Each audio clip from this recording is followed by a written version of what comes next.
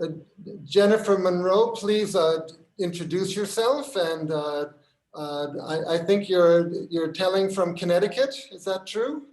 Connecticut, USA. Wonderful. Yes. Wonderful. Okay, please introduce yourself properly and please tell us a story. Well, I was born and raised in Great Britain and moved to the United States when I was 25. And I became involved in storytelling in the 80s. So I've been involved in the storytelling community here for many years. And this was the first story that I ever created based on my own personal experience. So I'm fond of this story and of the character. My Aunty Lily was beautiful. She was tall and elegant. She wore her long auburn hair piled high on the top of her head in a bun. She always wore designer clothes, and she wore long golden earrings that reached all the way down to her shoulders. But the thing that we kids loved best about my Aunty Lily was the fact that she swore. She swore like a trooper. She even swore when she came over for tea on Sundays. And my mother, who could not abide bad language of any kind, never said a word. So there was an air of mystery surrounding my Aunty Lily that I found compelling, but a little dangerous. And how it was that my mother managed to persuade Aunty Lily to take me into town for a much needed pair of school shoes, I will never know. But early one Saturday morning, we set off, and I was feeling rather dowdy in my homemade cotton dress. But Aunty Lily looked frightening in her black designer suit with a nipped-in waist, black silk stockings with seams as straight as two ruled lines, long golden gypsy earrings. They bounced on her shoulders as we walked. We walked all the way down to the bus stop, and we didn't have long to wait. The middle and red bus came roaring down the street. It took one look at Aunty Lily and screeched to a halt. The bus driver stared, the passengers gaped, and the young bus conductor tiptoed back from the doorway as if Aphrodite in all her naked glory was standing at his bus stop. Well, my Aunty Lily noticed none of this. With an air of unconscious superiority, she began to board the bus. She was just about to pull herself up when all of a sudden the elastic in her 100% French Parisian silk camisole knickers broke. Her underwear fluttered around her legs like a flag in the breeze, falling in a silken sigh around her ankles. Everybody froze. There was no movement except for the violent blush that exploded in the lard pale face of the young bus conductor. "Oh, you bugger," Aunty Lily swore. "Me bloody elastics broke." Device audio, na? And without missing a beat, she stepped out of the offending underwear, picked them up, shook them, folded them, and popped them into her purse. A gasp of unabashed admiration rippled among the passengers as we took our seats. And when we got into town, we were allowed to get off the bus first. Without a backward glance, we sailed into town, all the way through the marketplace, all the way to a tiny, exclusive shoe store where my mother only ever dared window shop. But we marched right in, and Aunty Lily bought for me a pair of black patent leather, silver buckled, totally unsuitable. I'll never be allowed in town with Aunty Lily again. School shoes. As we came out, I clutched those shoes to my chest, fearful that someone might snatch them away. We walked back through the marketplace, and as we were headed down the street toward the bus station, it suddenly began to rain. It came down in buckets. Sod it, Aunty Lily swore. I've forgotten me bloody umbrella. Come on, Jen. She took hold of my hand and we dashed down the street and dived into the ladies' lavatory. She took one look at herself and she said, I'm bloody well wet through.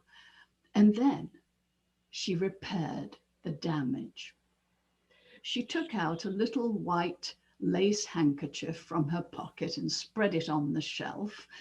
Then she unpinned the bun from the top of her head. She took it off. She dried it, put it on the shelf. Next, she took out her teeth, washed them off, dried them, put them on the shelf.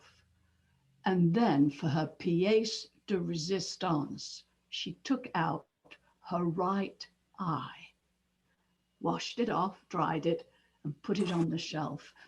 In 3 swift strokes, my Aunty Lily had gone from a tall, elegant woman into a straggle-haired, sunken-faced, one-eyed old hag. I stared at her in open-mouthed admiration. She looked at me with her one good eye. You must always remember this, Jen. I think I will, Auntie. No, she said, indicating the various parts of herself on the shelf. What I'm about to tell you. Things are never ever what they seem. Beauty is not even skin deep. And always take good care of your teeth. I will, Auntie. And then I watched while she put herself back together. She took the bun, pinned it back into place on the top of her head. She opened her mouth and popped her teeth back into position. And then she inserted the glass eye into the empty eye socket. A little eyeshadow, a little lipstick completed the reformation. With a sigh of satisfaction, she stood back from the mirror. How do I look, Jen? Well, I looked at my Aunty Lily and I could see that the red of her hair didn't quite match the red of her bun. I could see the rigid perfection of those false teeth and the frozen, unseeing stare of the glass eye. And I realized that I was actually seeing my Aunty Lily for the very first time. And it was in that moment that I understood exactly what she had been trying to tell me. And without any further hesitation, I turned to my Aunty Lily and I said, you are beautiful. And of course, she was. Thank you.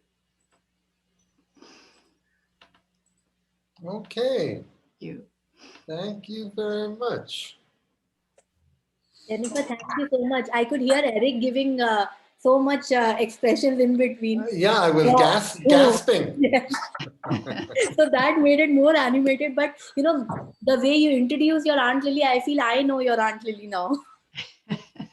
Beautiful, awesome. It was amazing. It felt like we were seeing you with Aunt Lily, you as a little girl, and walking with Aunt Lily. Beautiful. Thank you. So much for Well, I sharing. rather suspect that we've all got versions of an Aunty Lily tucked away in our own families.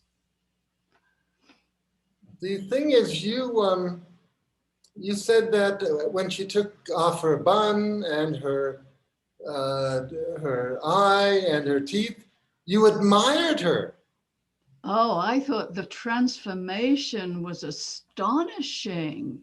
The fact that she could do that. I mean, I remember when she did this, and it was totally surprising, totally novel, and to a kid, an achievement. To me, it was an achievement. Well, she was very self-possessed. I mean, she was an independent. Very And much so. she swore when she wanted to, so she didn't follow gender regulations. But Eddie, can you mute Eileen? well, who do I mute? There's like 6 people who have their. No, Eileen Tally. Who? Eileen Tally. Simi? No, Eileen Tally. E-I. Eileen, yes. Okay, I've Yes. muted Eileen. Yes, so she was very self-possessed and unflappable. When she lost her panties, no Yeah. problem. I thought she was going to repair her panties with the elastic somehow, but I guess no need. And she also was not concerned with class issues. I mean, she happened to have the money, so she took you to buy the most expensive shoes. So she was not too interested in social conventions. No, not a bit. There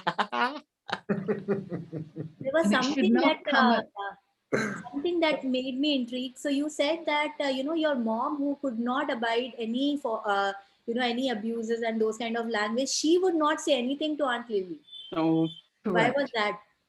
Well, because Aunty Lily was about 20 years older than my mother.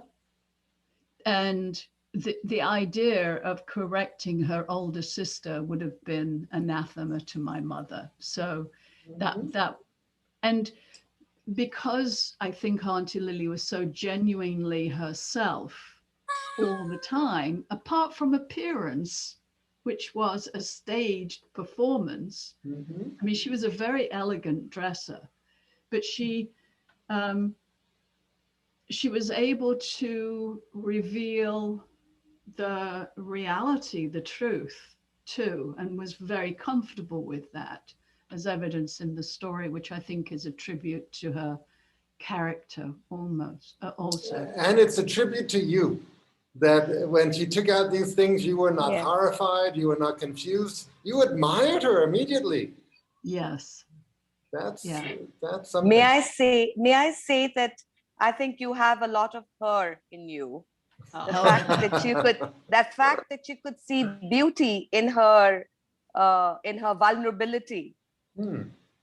And so spirited. I think she was amazing. She reminded me of a grandmother of mine who died in her 90s, but she was wheelchair ridden. And she was a very famous person in India. She was a public figure, and she never wanted to be seen handicapped. So if any visitor came, she ensured that she was put on her wheelchair, dressed and her well-groomed, and looked as normal as anyone else. And then she would come out and receive people. So I think, women of that generation had a great deal of spirit. Thank you. Okay, Jennifer Munro, thank you very, very much. Thank you, everybody, yes. for your comments.